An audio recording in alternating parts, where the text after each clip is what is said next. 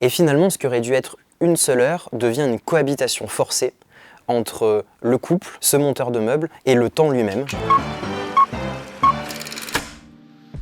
Veuillez patienter, c'est un court-métrage réalisé par Solal Bouloudnine, dans lequel un couple, Laurent et Sophie, font appel au service de Gagou, c'est un service de montage de meubles à domicile. Le monteur de meubles a 1 heure pour monter le berceau de la petite Léa, qui est attendue dans quelques semaines seulement. Mais il y a un élément perturbateur, puisque Laurent et Sophie n'ont pas opté pour l'option départ automatique, et leur Gagouman ne peut pas partir tant que le service client n'a pas validé la mission. Quand ils contactent ce service client, ils rencontrent un problème.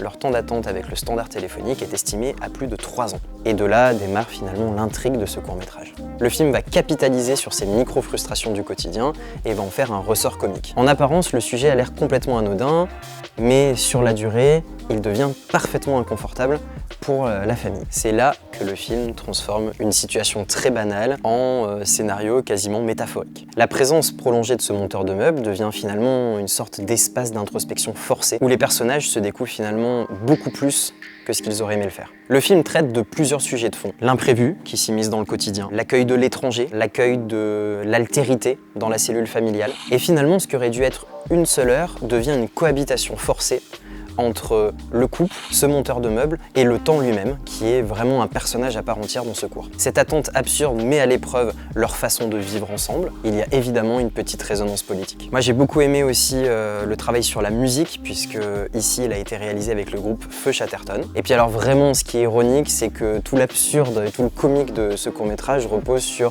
la prétendue instantanéité de l'époque dans laquelle nous vivons, qui en fait ne l'est absolument pas, puisque ce qui devait être rapide et pratique devient une source inépuisable d'humour et de longueur et de durée.